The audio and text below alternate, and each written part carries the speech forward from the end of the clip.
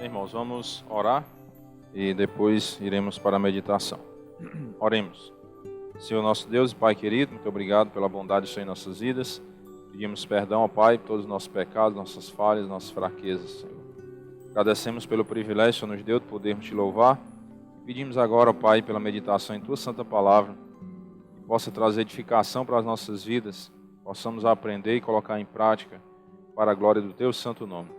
Oramos em nome do Teu Filho amado, nosso Senhor e Salvador Jesus Cristo. Amém. Bem, irmãos, hoje nós vamos dar continuidade no estudo que estamos fazendo sobre os personagens ao redor da cruz. E hoje vamos falar de uma figura muito importante na vida de Jesus. Quem adivinha? Maria, né? Exatamente. Maria foi uma jovem escolhida por Deus para servir ao Senhor nesse ministério, né? O ministério de ser mãe. E é um ministério muito importante, de muito valor.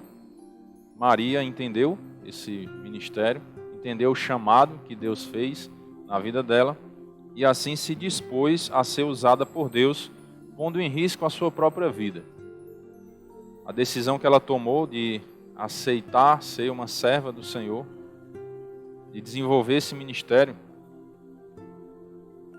foi muito perigoso para ela, mas mesmo assim ela arriscou sua própria vida para servir a Deus. E assim nos deixando um grande exemplo, né? Um exemplo de serva, um exemplo também de mãe. E diferente do que alguns pensam, né, que os crentes odeiam Maria, e alguns descrentes pensam isso, porque como os crentes falam que deve-se crer em Jesus e não em Maria para a salvação, então alguns incrédulos, descrentes, eles confundem, acham que pelo fato de nós crentes dizermos isso, que tem que crer em Jesus e não em Maria, eles acham que nós odiamos Maria, que nós não gostamos de Maria, e nós desprezamos Maria. E na verdade é um grande erro e um grande engano da parte das pessoas que dizem isso. Porque Maria foi um grande exemplo para nós, um grande exemplo, como eu já citei na introdução, alguns motivos, né? E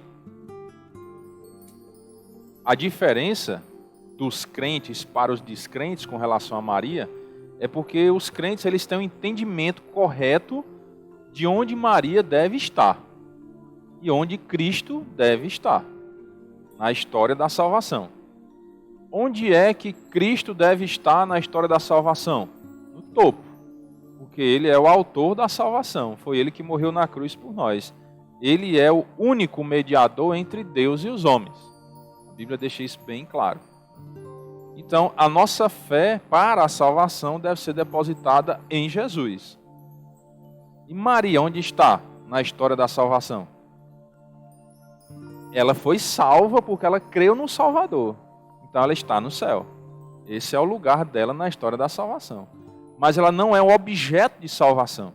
Ela não é a pessoa que salva. Ela não é a pessoa que é a nossa mediadora a Deus. Por que ela não é? Porque nós discriminamos ela? Não, porque Deus não disse que era ela. Deus disse que era Jesus. O único mediador entre Deus e os homens é Cristo Jesus, homem. Ou seja, é o Deus encarnado. A única pessoa que pode nos levar até Deus, quem é? É o próprio Deus. Entenderam?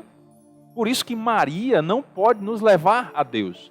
Porque ela não é Deus. Entenderam? Para nós que temos o entendimento das Escrituras, isso é muito simples. Não tem complicação nisso. Mas para quem não tem o entendimento das Escrituras, confunde tudo, né? Ah, então vocês não gostam de Maria. Não, não é isso. Nós colocamos cada coisa no seu lugar, certo? Maria teve o seu papel muito importante na história bíblica.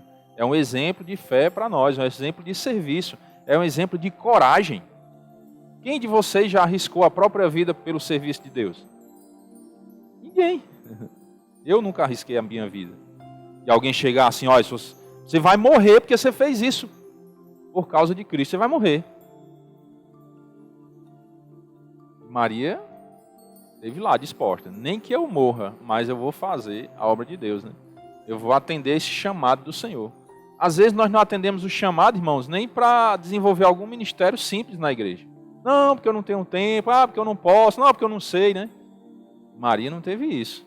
Ela sabia que pelo costume da época ela poderia ser apedrejada e morta. Mas ela não se importou com isso. Eis aqui a serva do Senhor. E pronto. Então ela é um grande exemplo, mas ela não é Deus. Então ela não pode nos levar a Deus. O único que pode nos levar a Deus é o próprio Deus, homem.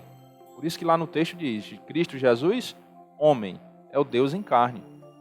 Nenhum outro ser, nenhum outro santo pode nos levar a Deus. Somente o próprio Deus em carne, que é o Senhor Jesus Cristo, certo? Só a título de introdução para a gente já entender cada coisa no seu lugar, né? E no decorrer do estudo nós vamos observar a importância de Maria, né, o que ela fez e tudo mais. Mas só para dar essa prévia aí, para não achar que nós vamos falar mal de Maria, né? Em nenhum momento nós temos autoridade para isso. E Deus não ensinou isso, nós falarmos mal dos santos de Deus, né? Maria foi uma mulher dedicada, separada, né, para o uso de Deus, então ela é santa, sim. Mas não é sem pecado, como alguns dizem, né, que era virgem perpétua, a Imaculada Maria, né? Também não é assim, né? Você vai estudar sobre Maria, você vai ver todos esses detalhes. Que ela não foi virgem perpétua, porque ela teve outros filhos. Depois de Jesus, ela teve uma vida conjugal normal, né? Relacionamento íntimo entre homem e mulher. Então teve outros filhos de José, certo? Não foi só Jesus, então ela não foi virgem perpétua. E ela não era imaculada porque ela não era sem pecado. Ela cometia erros assim como nós também cometemos. Ela era um ser humano comum, normal, como qualquer outro. Pois bem, Evangelho de João, capítulo 19, verso 25, diz o seguinte: E junto à cruz estavam a mãe de Jesus e a irmã dela, e Maria, mulher de Clopas, e Maria Madalena. Vendo Jesus sua mãe e junto a ela o discípulo amado, disse: Mulher, eis aí teu filho. Depois disse ao discípulo: Eis aí tua mãe. Dessa hora em diante, o discípulo a tomou para casa. Então, Jesus, ele mostrou aqui também o cuidado dele com a mãe, mesmo na hora da morte, mas ele se preocupou em dar um alento à mãe dele. O discípulo amado era João, discípulo muito confiável, e ele disse: Olha, eis aí o teu filho, e filho, eis aí a tua mãe. Ou seja, dando esse encargo de cuidar da mãe de Jesus ao apóstolo João, que era o discípulo amado. Cuide aí da minha mãe, eu estou morrendo, mas cuide dela aí por mim. Certo? Esse foi o cuidado que Jesus teve aqui para com a mãe dele.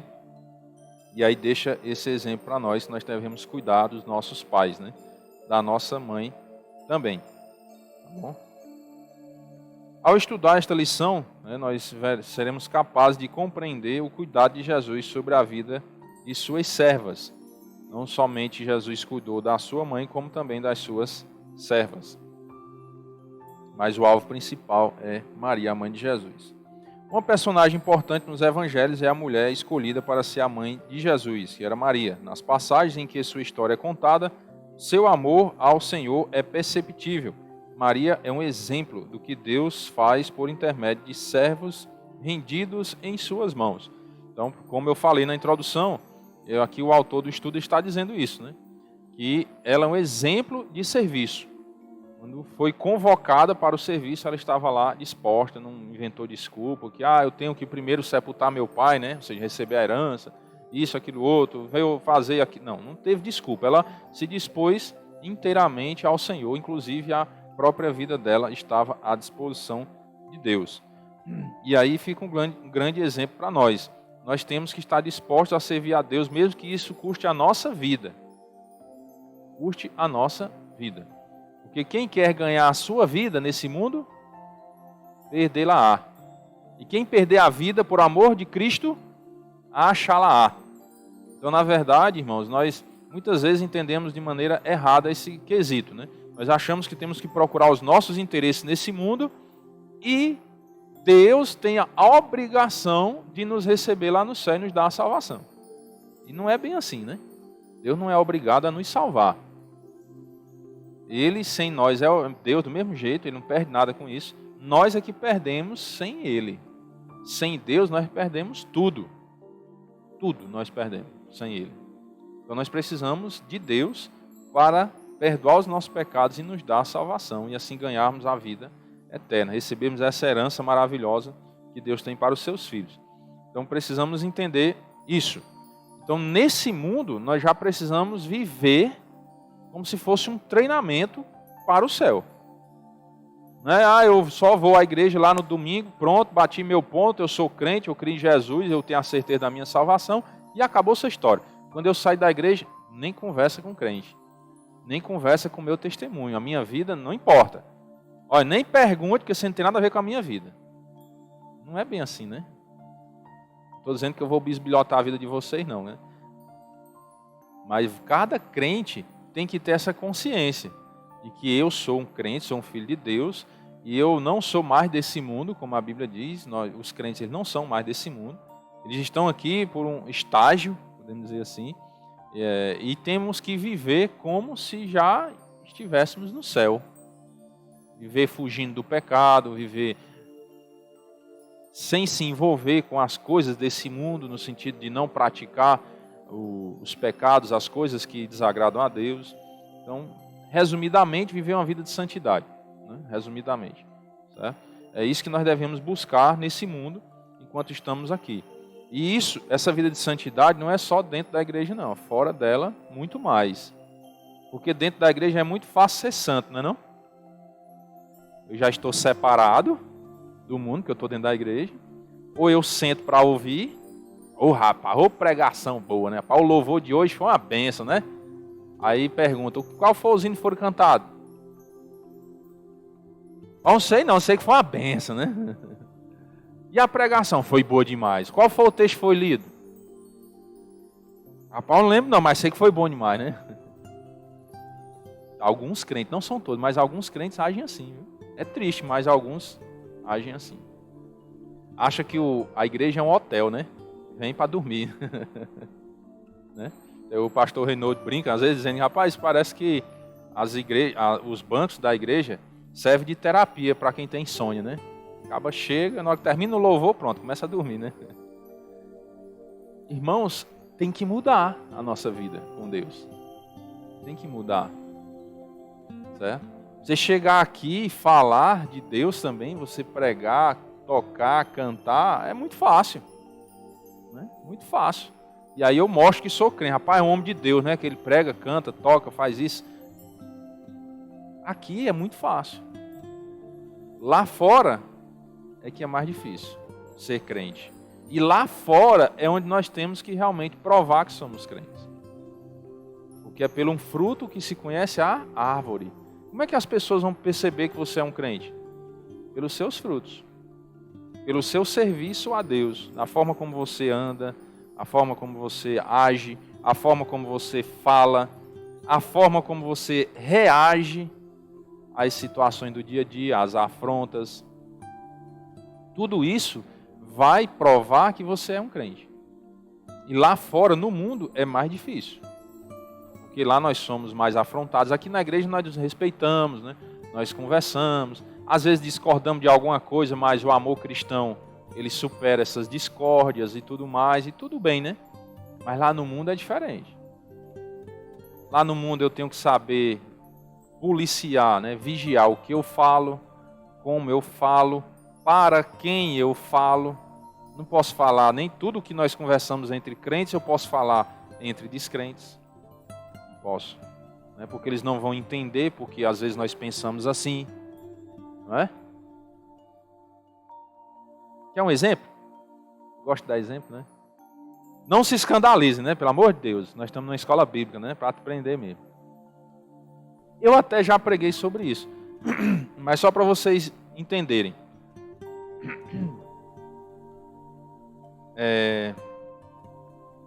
Se nós dissermos assim, olha, eu não vou pegar tão pesado não. Fulano de tal entrou na casa de alguém para roubar e matou o dono de casa. O que essa pessoa merece como punição? Entre crentes, nós vamos dizer o quê?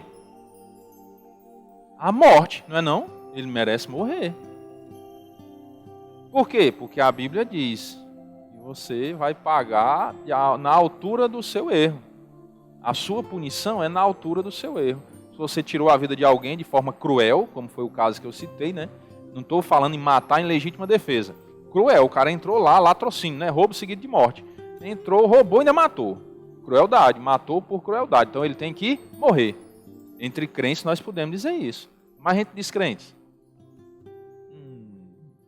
E se tiver um daqueles humanistas, né, que defendem aqueles direitos desumanos, meu amigo, se você disser que o cara merece morrer, esse cara de você ser preso, esculachado e ainda apanhar bem muito. E ser morto ainda, né? Por eles. Você não pode, entre os descrentes, dizer isso. Então, olha a diferença. Por isso que eu estou dizendo, ser crente dentro da igreja é muito fácil. Nós nos entendemos, nós falamos a mesma linguagem, que é a Bíblia, né? É o nosso padrão de vida, tem que ser as Escrituras. Mas o mundo não tem a Bíblia como padrão de vida. O mundo não respeita as Escrituras. Se você disser um negócio desse, você está doido? Não pode. O cara é vítima da sociedade, né? Falácia. O cara é vítima da sociedade. Ele não teve a oportunidade como outros tiveram. Aí, ó, né? Como se isso fosse realmente verdade. Como se não tivesse pessoas que saíram de dentro das antigas favelas mesmo, né? Que hoje é comunidade. Mas estavam lá dentro da favela, na nata. Tinha tudo para dar errado e deram certo. Não era vítima também não da sociedade? A questão é que ele escolheu outro caminho. Ele fez escolhas diferentes na vida. Tem deles que escolhem outras coisas. E aí, o descrente que não tem a Bíblia como padrão de vida, ele não entende isso. Então, por isso que eu digo, lá fora é mais difícil você ser um crente. Porque você tem que se policiar mais, né? O que você vai falar, como falar. Você vai estar entrando nesses debates com um descrente? Você está lá no seu trabalho. Aí um descrente sabe que a gente é crente, já sabe o nosso posicionamento, aí vamos mexer com o crente para ver se a gente pega ele, né? Igual os fariseus mexiam com Jesus para ver se pegavam ele em alguma palavra errada, né? Nós temos que fugir dessas discussões. Por quê? Não vai produzir fruto. E o que é que nós crentes temos que falar, irmãos? O Evangelho. Todos pecaram, carecem da glória de Deus. Assim como aqueles que trouxeram a mulher para ser apedrejada diante de Jesus, Jesus disse o quê? Quem não tiver pecado, atire a primeira pedra. É isso que nós temos que levar para a mente do incrédulo. Para que ele tenha o entendimento que ele também é pecador, assim como eu sou. E que todos nós precisamos da graça de Cristo. Quando esse descrente entender a graça de Cristo, entregar a vida dele ao Senhor Jesus, que ele tiver a Bíblia como autoridade na vida dele, aí é que nós podemos entrar nesses outros assuntos. Certo? O descrente ele não consegue, ele não suporta todo o assunto que tem na Bíblia. Alguns crentes não suportam todos os assuntos, só para você ter uma ideia. Tem certos assuntos que você não pode falar para alguns crentes. Você não pode. Porque ele ainda não amadureceu a tal ponto de conseguir digerir aquilo. Imagine os descrentes. Entenderam? Então a gente precisa pedir sabedoria a Deus para como viver lá fora também. Não é tudo que as pessoas nos perguntam que a gente deve responder, não. A gente pode fazer uma outra pergunta, assim como Jesus fazia. Tá? Então, lembra daquela vez que perguntaram a Jesus com que autoridade ele fazia aquelas coisas? Aí Jesus disse o quê? Não, que sinal nos mostra? Uma coisa assim, né? Aí Jesus fez outra pergunta. O batismo de João era do céu ou dos homens? Aí eles, rapaz, não sabemos. Aí Jesus, eu também não sei. Não vou dizer, né? Ou seja, nós não somos obrigados a responder a tudo que as pessoas vêm nos perguntar, não. Se nós percebemos que é uma malícia, é uma pessoa usada pelo diabo para nos prejudicar e prejudicar o evangelho, não precisa responder. Senão, não quero dar a resposta, se quiser ser mais direto. E se tiver uma outra pergunta para encurralar a pessoa, você pode fazer uma outra pergunta. Certo? Então, é uma forma de prudência para a gente não ficar tropeçando na malícia do diabo. Certo? Muito cuidado. Então, Maria, né, quando era jovem, né, prestes a se casar, apareceu a ela o anjo Gabriel da parte de Deus. E ele repentinamente apareceu onde ela estava e saudou ela. Lucas 1:28. E entrando o anjo aonde ela estava, disse: alegra-te, muito favorecida, o Senhor é contigo. Você imagine como ela ficou, né? Ver aquele anjo, aquela voz, e como é que ela ficou? Perturbada. Ela, porém, ao ouvir esta palavra, perturbou-se muito e pôs-se a pensar no que significaria esta saudação. Aí o anjo vem tranquilizar ela: Maria, não temas, porque achaste graça, favor e merecido, né, diante de Deus. Deus quer te conceder um favor que você não merece. É isso que alguns descrentes que nos criticam com relação a Maria não entendem. Maria precisava de quê também? De graça. Graça é um favor e merecido. Isso quer dizer que ela era uma pecadora, ela não merecia essa graça. Mas Deus quis conceder essa graça a ela. Essa oportunidade de servir a Deus. E aí ele vem, né? Eis que conceberás, darás à luz um filho, a quem chamarás pelo nome de Jesus. Este será grande, será chamado Filho do Altíssimo. Deus, o Senhor, lhe dará o trono de Davi, seu pai. Ele reinará para sempre sobre a casa de Jacó, e o seu reinado não terá fim. E aí Maria fica na dúvida: como é que vai ser isso, né? Não tenho relação com homem algum, ou seja, sou virgem. Aí respondeu o anjo: descerá sobre ti o Espírito Santo, o poder do Altíssimo te envolverá com a sua sombra. Por isso também o ente santo que há de nascer de ti será chamado Filho de Deus. Por aí vai. Então, só para a gente perceber aí como ela foi abordada pelo anjo e assim aceitou esse desafio, vamos dizer assim, de receber essa graça. E para você perceber algo interessante, raciocina comigo. Vou fazer uma pergunta com base no que nós lemos. Quando nós dizemos que eu recebi uma graça de Deus, geralmente nós pensamos só em coisas boas, não é? Mas Maria recebeu só o que era bom? Olha o desafio que ela recebeu. Ó. Colocar a sua própria vida em risco de morte. Viu? Então, observe que às vezes... Onde é que eu estou querendo chegar? Quando você está passando por algum vale na sua vida, um perigo de morte, uma doença, ou seja lá o que for, entenda que às vezes pode ser a graça de Deus se manifestando na sua vida. E o que é que você tem que fazer? Eis aqui, né, o servo do Senhor. Ou seja, buscar a Deus. Se aproximar mais de Deus. E não questionar: Senhor, como é que pode o Senhor fazer isso comigo? Eu sou um servo tão fiel, né? Aí começa a se justificar diante de Deus. Deus sabe se você é fiel ou não. Não precisa você dizer. Ele é quem sabe. O padrão é o dele, não é o nosso, né? Às vezes o nosso padrão de fidelidade está longe do padrão de fidelidade de Deus. Certo? Então não adianta a gente se justificar diante de Deus. É só: eis aqui o servo do Senhor, Pai. Faça conforme a tua vontade, do jeito que o Senhor quiser. Maria recebeu graça e passou um risco muito grande na vida dela. Teve que sair da sua terra, não foi não? Foi lá para o Egito, uma terra estranha. Depois teve que voltar de novo. O filho dela foi perseguido para ser morto. Por aí você tira. Olha a aflição que essa mulher passou. Mas a Bíblia diz que ela achou graça. Ela recebeu uma graça de Deus. Então nem sempre, irmãos, quando se fala de graça, você deve pensar que vai ser tudo um mar de rosas. Pode vir dificuldades. E aí, esse estudo, esse texto que está escrito aqui, já é para isso, para amadurecer a sua mentezinha, o seu coração. Está vindo a dificuldade, mas a Bíblia diz que todas as coisas cooperam para o bem daqueles que amam a Deus. Se tudo coopera para quem ama a Deus, tudo coopera para o bem daqueles que amam a Deus, então o que é que você tem que fazer? Amar a Deus.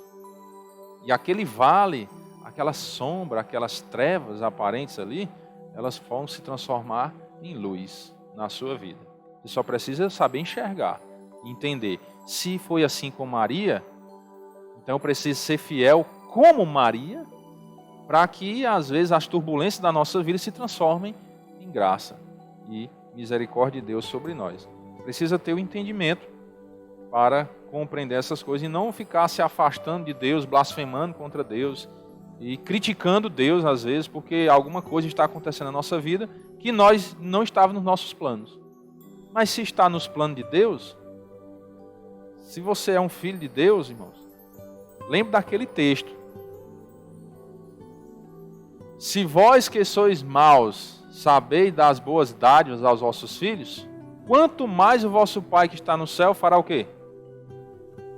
Dará bem aos que lhe pedirem.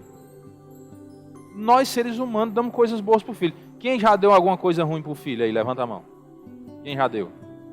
Ninguém, né? Você acha que Deus vai dar alguma coisa ruim para você? Não. Deus às vezes te dá um desafio, uma prova, para que você seja aprovado. E assim você amadureça. Entenda cada vez mais a necessidade que nós temos de Deus. É isso que Deus faz. Porque Ele quer que você seja um crente melhor, um filho melhor. Nós não queremos que nossos filhos sejam bons, deem bom exemplo na sociedade, sejam cidadãos de bem. Deus também quer que nós sejamos bons crentes. Então por isso que vem os desafios na nossa vida espiritual, para nós crescermos, amadurecermos e nos aproximarmos mais de Deus. Foi isso que aconteceu com Maria. Será que Maria já era uma mulher assim, perversa, que não queria nada com Deus? Não. Não era. E aí Deus deu essa prova para ela, né? Essa graça em formato de prova aí. Prova em formato de graça, né? Para quê? Para ela se aproximar ainda mais de Deus. Nós nunca estamos, irmãos, num padrão que tá bom. Não tá bom, não precisa mais eu crescer espiritualmente não, que eu já atingi o ápice. Não existe isso não, viu? Nós precisamos sempre crescer na graça e no conhecimento do Senhor Jesus Cristo. E aí onde vem os desafios, onde vem as provas, onde vem as dificuldades, para que a gente aprenda com as coisas dessa vida e as lições que Deus quer nos dar. Isso, exatamente. Exatamente. Uhum. Aí começaram a vir as conversões, né? Entenderam? Uhum. Exatamente. Então, perdas familiares são exemplo dessas provas, né? A minha esposa está lembrando aqui da história da família dela, né? E o pai da família faleceu e aí a esposa e 2 filhas, se converteram depois dessa perda. Aí eu pergunto, essa perda foi uma bênção ou uma maldição? Nós entendemos como bênção, porque nós conhecemos a palavra de Deus. Mas o mundo entende como uma maldição. Como pode, né, Deus tirar o pai de família? Porque não tem o entendimento, irmãos. Por isso que blasfema contra Deus. É por isso que a Bíblia diz, errais e não conhecer as Escrituras e nem o poder de Deus. Porque quando você conhece a Bíblia, então você começa a ter o entendimento, porque você vai começar a enxergar com a ótica de Deus.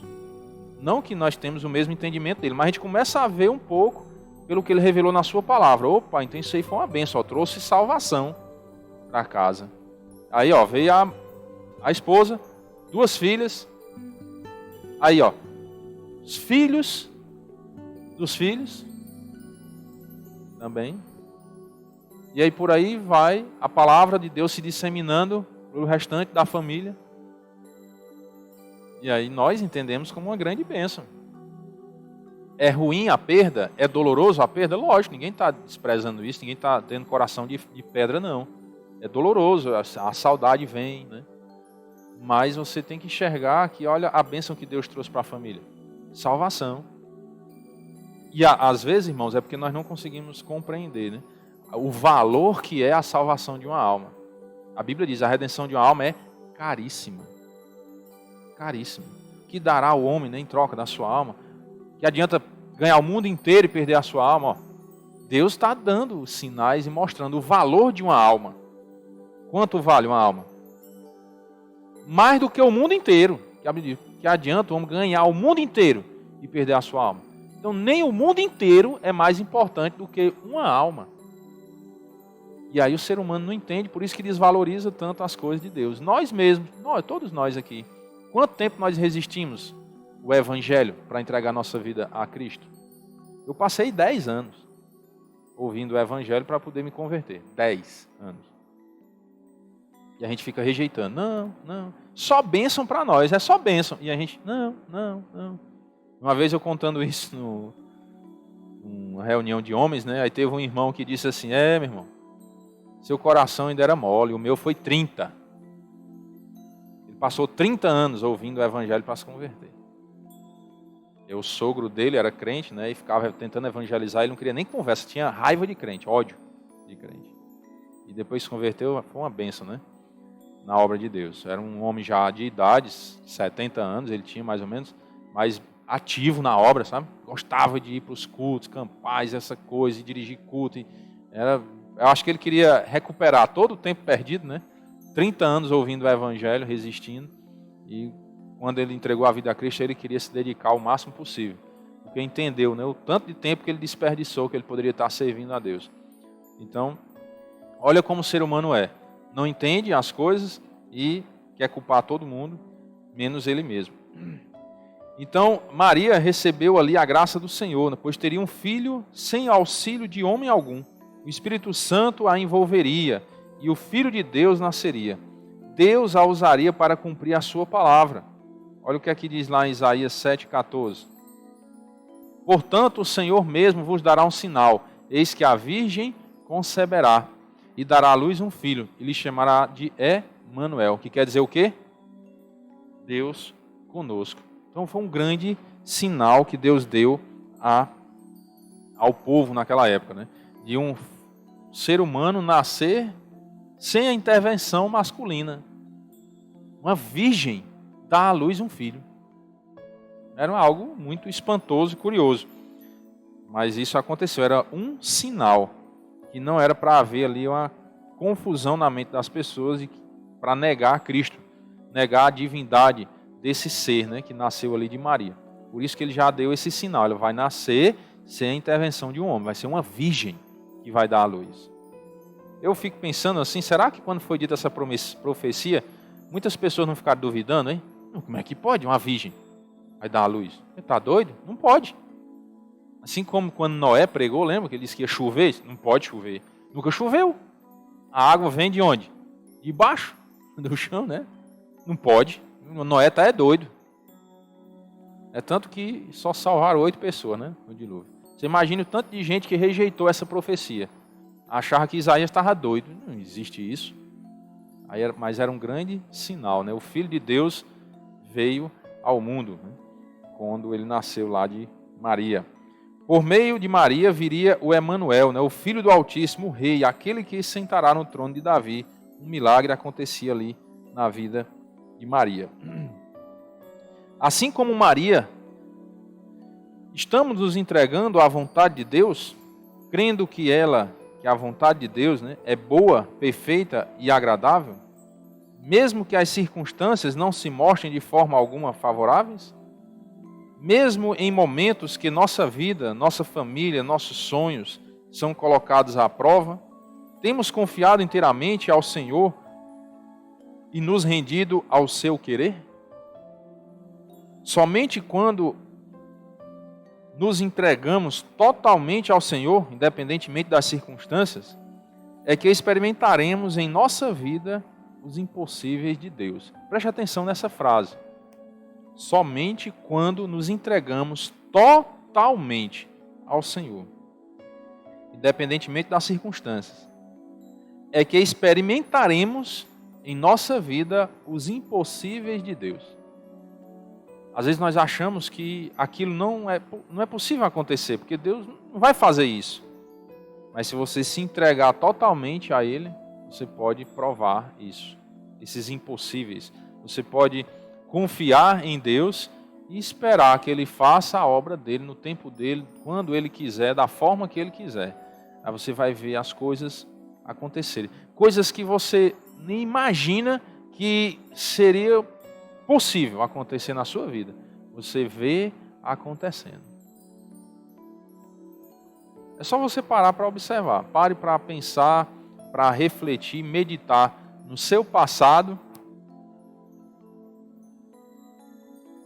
como era a sua vida antes de entregar a vida a Cristo, e observe a sua vida hoje, depois de entregar a vida a Cristo.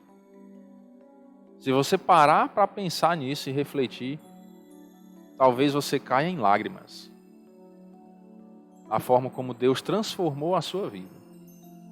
A graça de Deus na sua vida, os milagres que já aconteceram na sua vida, todas as bênçãos de Deus que você já recebeu, as provas que você passou e Deus te deu força para vencer, e como você foi abençoado por meio daquelas provas. É só você parar para imaginar. E se essas bênçãos de Deus não recaíram sobre a sua vida ainda, você precisa se entregar mais a Ele. E você vai provar dessas bênçãos quando você se entrega a Deus, né? Quanto mais você se entrega, mais Ele cuida de você. Quanto mais você confia no Pai, mais o Pai cuida. É como um relacionamento entre um pai e o filho, só que muito melhor, lógico, né? Com Deus. Quando você tem uma necessidade, que você procura os seus pais, o que é que seus pais fazem, geralmente? Faz de tudo para ajudar, faz das tripas coração, tira da própria boca para abençoar o filho, é ou não é? Mas quando é que o pai faz isso? Quando o pai sabe a necessidade que o filho tem, é ou não é? Como é que o pai vai saber a necessidade do filho? Se o filho conversar com o pai, não é? Então o que é que nós temos que fazer? Orar a Deus. Nos entregar a Ele em oração e colocar diante dEle as nossas lutas, as nossas dificuldades, as nossas limitações. Papai, eu tenho dificuldade nisso. Papai, eu não consigo isso. Papai, eu queria fazer isso para Ti. E aí Deus vai fazer o quê? Fazer os impossíveis acontecer na nossa vida. Aquilo que a gente achava que era impossível, Deus vai fazer. Vocês acham que pregar o evangelho em um púlpito é uma bênção ou não? Para a pessoa que faz isso? Vocês sabem quando eu achava que seria capaz de fazer isso aqui? Nunca. Nunca. Eu nunca me vi aqui. Nunca foi o meu desejo, o meu sonho. O meu sonho é pregar num púlpito, falar do amor de Deus. Não. Eu queria servir sempre nos bastidores, né? Eu queria servir a Deus. A minha conversão, eu queria servir, ajudar na obra de Deus de alguma forma. Carregar a cadeira, banco e dirigir para os outros, né? Para levar os pastores, os crentes para os cultos. Que era o que eu sabia fazer, né? Dirigir carro, né? Ajudar, eu queria ajudar. Nunca aqui não. Eu tinha medo disso aqui, eu tinha medo. E Deus me deu essa grande bênção. Por quê? Com esse ministério de pregação, irmãos, eu tenho crescido espiritualmente. Por quê? Porque eu tenho que estudar a Bíblia para pregar. Quanto mais eu estudo, mais eu aprendo. Quanto mais eu estudo, mais eu sou confrontado com as Escrituras para mudar a minha vida para melhor. Eu tenho que buscar sempre mais conhecimento. Essas conferências que às vezes a gente vai, né, em São Paulo e outros lugares, é atrás de aprendizado. Aprender para compartilhar com os irmãos. Então, para mim, foi uma grande bênção. Só que foi um grande desafio. Ainda hoje, o bigode fica suado. As mãos gelam. Entendeu? Ainda hoje. Já com 16 anos de convertido, né? De 2012 para cá, que eu fui intitulado missionário, dá quantos anos? 12 anos, né? 12 anos. E formalmente eu prego o evangelho num púlpito. Antes eu já pregava também, mas 12 anos intitulado como missionário. Para mim só tem sido bênção. É desafiador? É. É fácil? Não. Mas você busca a Deus, Deus te dá força, Deus te dá sabedoria, Deus te dá o entendimento e Deus vai confrontando a sua vida com a palavra. É por isso que eu gosto de confrontar a igreja. Irmãos, busque um ministério na igreja. Se envolva em alguma coisa na igreja. Não fique aquele crente só de vir sentar no banco, ouvir e ir para casa. Não faça isso. Por quê? Porque eu fui abençoado em me envolver com a obra de Deus. Ou que seja tocar um instrumento, ou pelejar para cantar. Vocês acham que eu canto bem? Lógico que vão dizer que sim, né? Irmãos, eu já fui chamado de dissonante na minha cara. Na minha cara, assim. Pum. Eu no início, querendo servir, queria ajudar. Não era a área que eu queria, não era cantar. Mas como me envolveram nesse ministério, eu aceitei o desafio, bora. Eu sempre fui meio cabeça dura, assim, de quando me dão um desafio. Se duvidar de mim é pior, porque aí é que eu vou fazer mesmo, né? Não sei de onde veio isso, talvez sangue judeu, não sei, né? Mas eu tenho essa mania. Se duvidar que eu não faço, aí se apronte que pode ser que um dia eu apareça fazendo, né? E aí me deram esse desafio de se envolver no Ministério de Louvor e então eu vou cantar também. Sei não, mas vou cantar. Aí quando eu tentei apresentar a minha voz para um irmão lá, para ver o que é que ele dizia, ele só disse assim, você é dissonante. Eu digo, o remédio, a cura para essa doença aí, né? Fiquei esperando ele dizer mais alguma coisa e pronto, não me disse mais nada. Aí eu, vale, meu Deus, e agora? Aí cheguei em casa, eu fui pesquisar. Dissonante, aquele que ouve o som e não consegue cantar na mesma nota. Ou seja, canta desafinado, né? Resumidamente é isso. E eu canto desafinado. Eu digo, vale, meu Deus, e agora? Como é que eu vou cantar? Remédio, solução, treino. Treinar. Ouvir, cantar. E hoje, graças a Deus, eu consigo cantar. Mais ou menos, né? Não é tão desafinado, mas também não é tão afinado, mas consigo cantar. Então foi uma bênção para mim. Eu fui me dedicar mais, fui aprender mais sobre música, tive que estudar mais sobre música. E hoje posso ensinar outras pessoas. Você já pensou se eu tivesse sido medroso? Ah, o irmão disse que eu sou dissonante, então eu não posso.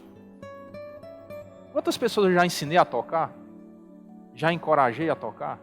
Não estou dizendo que o mérito é meu, não. O mérito é de Deus. Certo? O mérito é todo dele. Mas eu estou mostrando para vocês que é possível um ser humano que acha que não pode fazer alguma coisa conseguir reverter essa situação. Se você tiver coragem, né? Você vai pedir a Deus e Deus vai te dar essa coragem. Deus vai te dar essa intrepidez. Certo? A gente às vezes não nasce com isso, não. Deus é quem te dá esse dom. Vai lá, enfrenta. Vai lá, coragem. O que é que nós temos que fazer, que eu falei?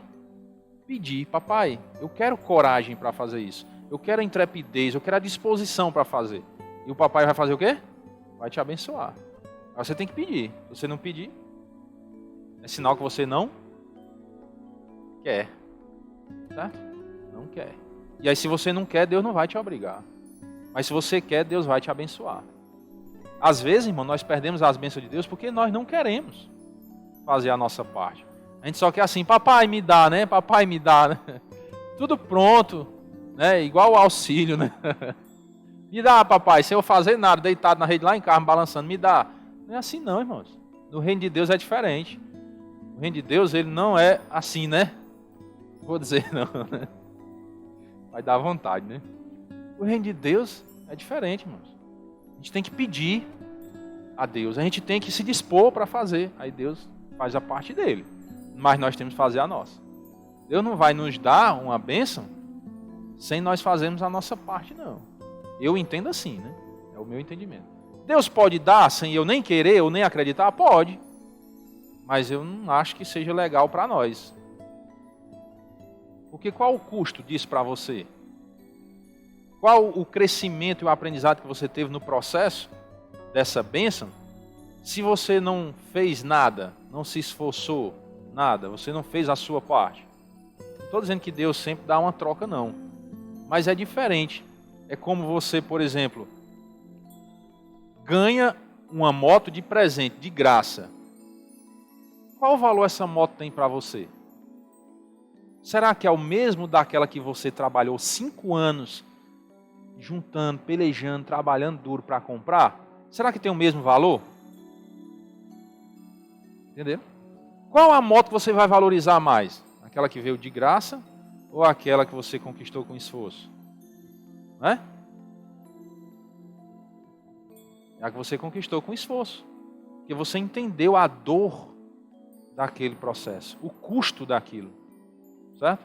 Por que as pessoas desvalorizam tanto a salvação? Que é de graça. A pessoa não dá valor. Certo? Deus errou nisso? Não. É porque a glória é toda dele. E aí a pessoa tem que se humilhar e entender que não merece para poder entregar a vida a Deus. Certo? É diferente a questão da salvação. Mas as pessoas não valorizam por causa disso, porque é de graça e acham que não tem valor. As próprias pessoas, isso não tem valor, é de graça, não pode valer nada. Assim como a moto, que eu dei o exemplo. Então, no serviço de Deus, é muito melhor se você se esforçar, fizer a sua parte, você vai entender o valor daquilo. Aí você vai procurar o quê? Se consagrar mais, que você vai pensar, rapaz, eu ralei tanto para chegar até aqui, eu não quero perder isso fácil, não. E você vai lutar mais ainda para manter aquilo. Manter o seu testemunho, manter o seu serviço a Deus e perseverar ali até o dia que o Senhor vier nos buscar. Amém? Vamos orar. Senhor, nosso Deus e Pai querido, muito obrigado pela Tua palavra, Senhor. Pedimos perdão por todas as nossas falhas, Pai. Sabemos que somos indignos de ouvir a Tua palavra e ainda mais indignos de ministrá-la. Mas a Tua graça, Senhor Deus, nos alcançou e nos deu esse privilégio de podermos ministrar a Tua palavra, podermos desfrutar da Tua palavra, aprender, praticar, e assim o Senhor, tão bom como é, ainda nos abençoa pela Tua misericórdia. Pedimos as bênçãos do Senhor, Pai, pelo restante desse dia, Tua proteção, Teu cuidado, que à noite possamos retornar, Pai, para juntos Te adorarmos em espírito e em verdade e aprender da Tua santa palavra, para que a nossa vida seja moldada e transformada de acordo com a vontade do Senhor. Nós oramos em nome do Teu Filho amado, nosso Senhor e Salvador Jesus Cristo. Amém.